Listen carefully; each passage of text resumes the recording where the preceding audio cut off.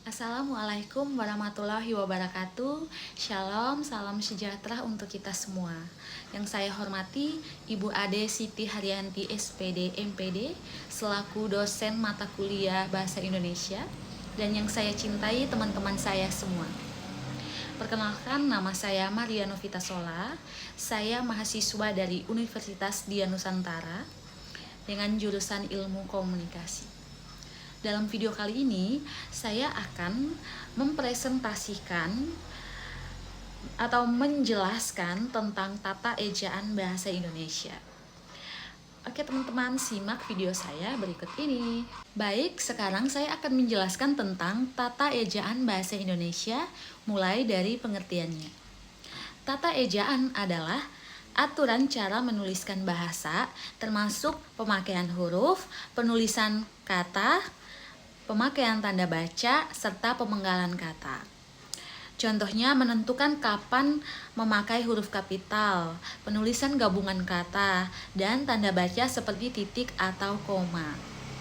Yang kedua, pengertian ejaan yang disempurnakan atau EYD. EYD adalah sistem ejaan bahasa Indonesia yang diberlakukan secara resmi oleh pemerintah untuk menyeragamkan penulisan. Pertama kali diresmikan pada tahun 1972. Sekarang sudah diperbarui menjadi Pedoman Umum Ejaan Bahasa Indonesia atau PUEBI. Ini harus ingat ya teman-teman. Yang ketiga, fungsi penggunaan EYD dalam bahasa Indonesia. Nah, ada 4 fungsi. Yang pertama, menyeragamkan penulisan. Yang kedua, memudahkan pemahaman.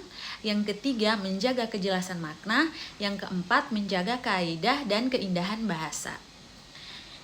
Ini biasanya digunakan dalam penulisan karya ilmiah, surat resmi, buku, media massa, dan lain-lain. Sekarang saya akan menjelaskan tentang penggunaan huruf kapital dan huruf miring.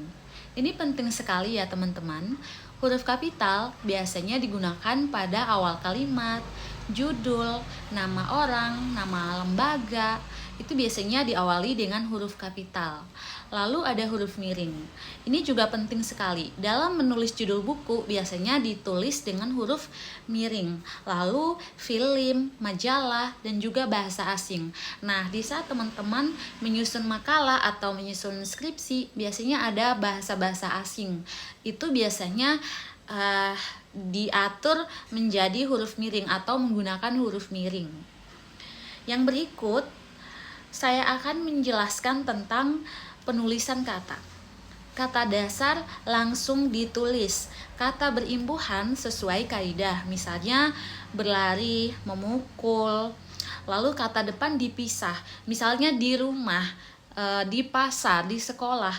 Itu biasanya kata tuh tidak disambung ya teman-teman. Jadi harus dipisah. Di rumah, bukan di rumah, tetapi di rumah.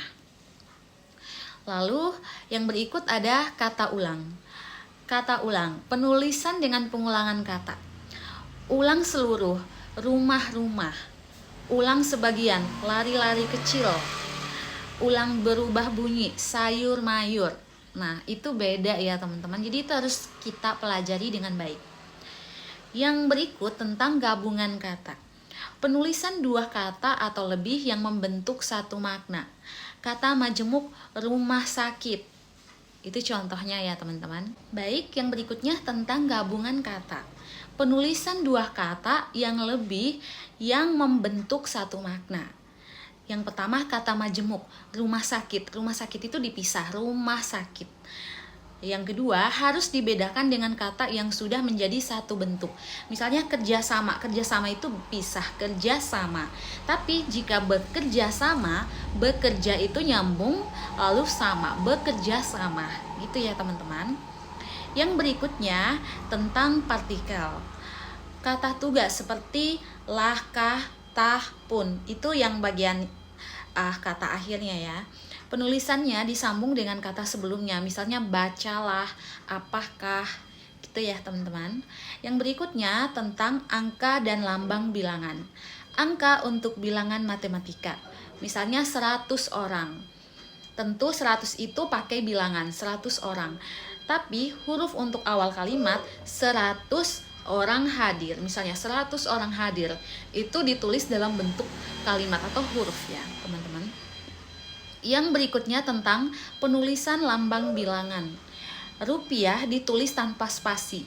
Jadi ini tidak boleh salah ya teman-teman. Misalkan kita menulis angka 1000 atau 10.000, itu angka rupiah di belakangnya 0 ada 2 itu tidak bisa dispasi.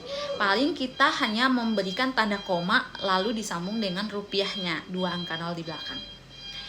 Lalu yang berikutnya tentang penulisan huruf serapan. Kata dari bahasa asing ditulis sesuai kaidah. Misalnya demokrasi dalam bahasa Indonesia, demokrasi. Lalu psikologi itu dalam bahasa Inggris, dalam bahasa Indonesianya biasanya kita tulis psikologi. Gitu ya teman-teman.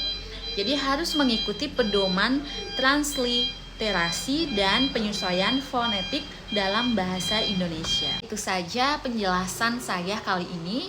Terima kasih, semoga apa yang saya jelaskan menjadi ilmu bagi teman-teman sekalian. Terima kasih.